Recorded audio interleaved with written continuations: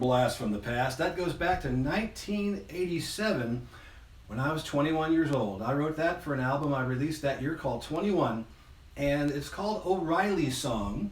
And it is a neat little Irish tune when I wrote, and I had no idea what I was doing when I wrote this thing. So let's unpack this, shall we? Welcome everyone to Dulcimerica. My name is Futch. Thank you very much for joining me.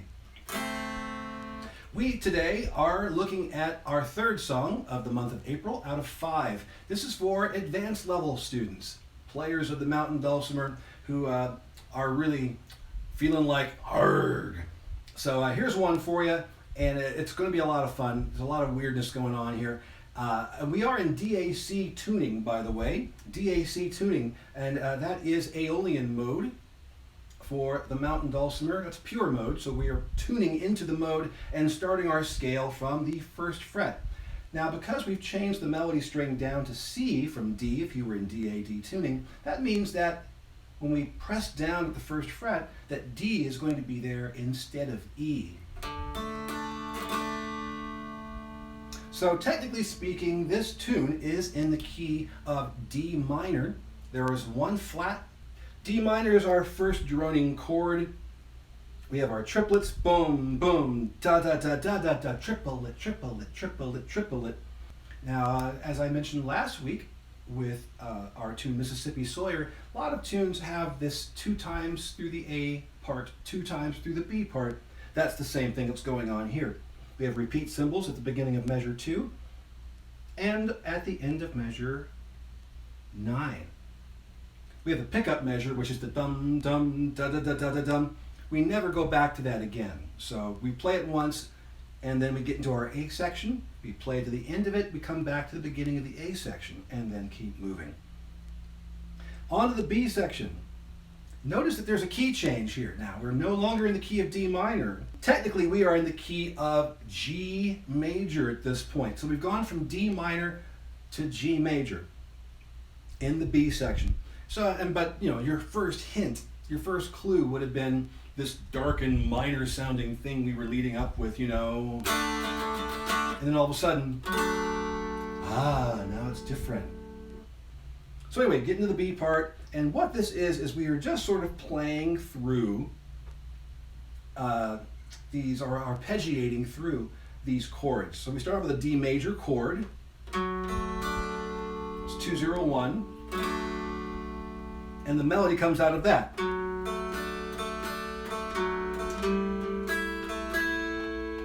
We move on to a very indistinct sounding E minor. It's I would actually say it's more of like a G6 chord, you know? It's more like a G6 chord, but G6 and E minor are kind of related. They have the same notes, it's just a different voicing of those. So I would call it a G6, but you know, I don't know.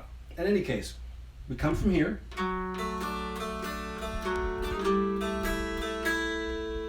Okay, and then we get into this G chord. And then go back into arpeggiating through this D.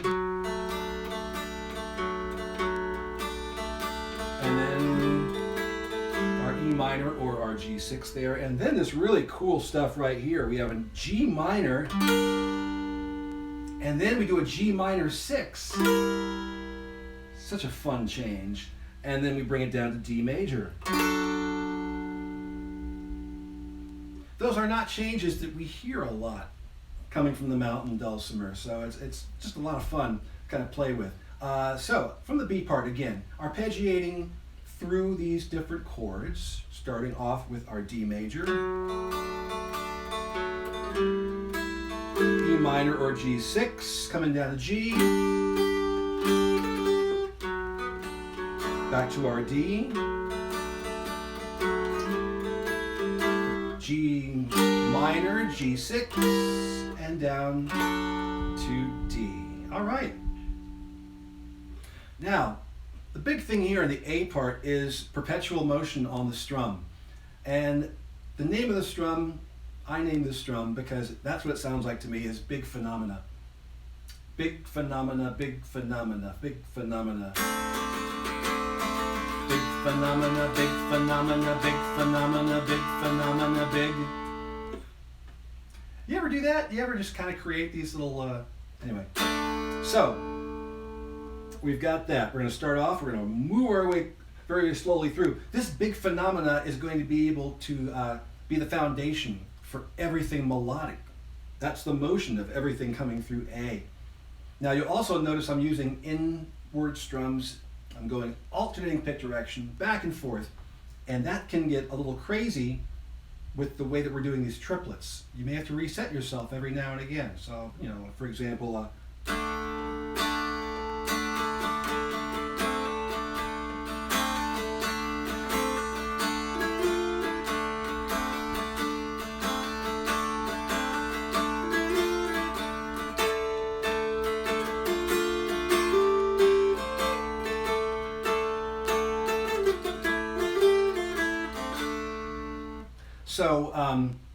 there's a lot going on there, and you can reset yourself, or you can just kind of do the alternate strumming direction however you'd like to.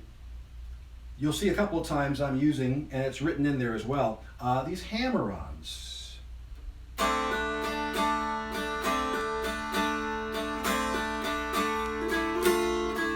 Those each save you a strum, a stroke, a pick. And it allows you to kind of put your hand in the direction you want it to go a lot easier that way. Plus, it's just kind of fun to do the hammer-on, right? So, from the beginning.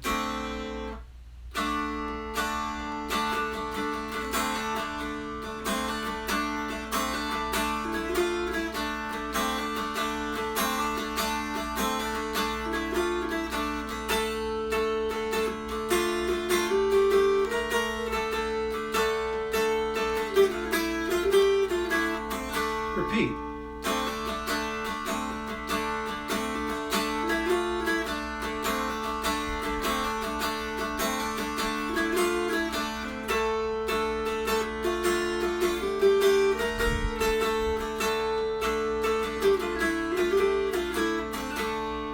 Now our ending note at the end of the A section, right there at measure 9, you can leave that there and then bring in the 2 on bass and get into our B section.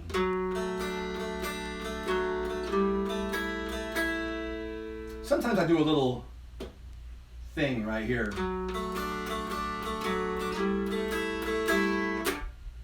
Just a little boom, you know, just a beat. Otherwise it's a little soft in this whole area here.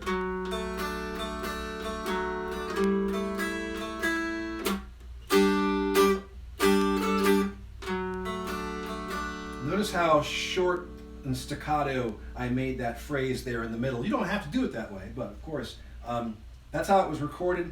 I gotta find the original recording again and share it one of these days. Anyway, here we go.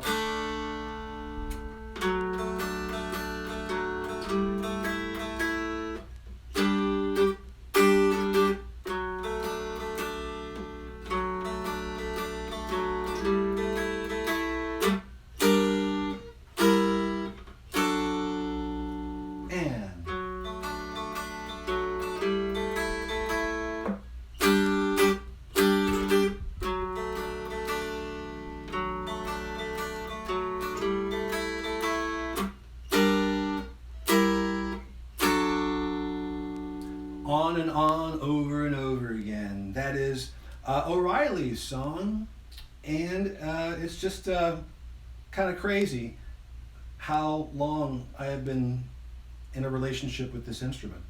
That was 1987, and I had been playing for a year at that point, I believe, down there at Knott's Berry Farm. It's just crazy, and this is one of the first things to come out of it was the Pirate O'Reilly. So hopefully you will enjoy this and enjoy playing along with the backing tracks that you can download as long with the tablature. We got the tablature, the backing tracks, and all that stuff available to you on my Patreon open house. And there's a lot more, of course, where that came from. So if you are down there in the Patreon and you're looking around, follow that open house tag all over the place, and you're going to find a lot of free stuff to download. Make sure you go and you grab the tablature if you haven't done so already. There's also backing tracks and a demo track there so that you can listen to see how I played it back in the day. And then you can get my part off of there and you can jam along. All of the pieces that I'm doing this month have got tunes that are showcased in my Mountain Dulcimer in the Band series. There are 7 books available right now, 7 volumes, and they're also available at bingfutch.com, amazon.com, and other places like that. So, what are we doing next week? Well, we've already done our beginner, intermediate, and advanced level. So we're going to have all levels, all skill levels for our next 2 tunes. And these are going to be easy songs, and I'm going to show you really cool things that you can do with them. Next week, we'll be looking at a great, great old spiritual, Amen. We'll see you next time, everybody.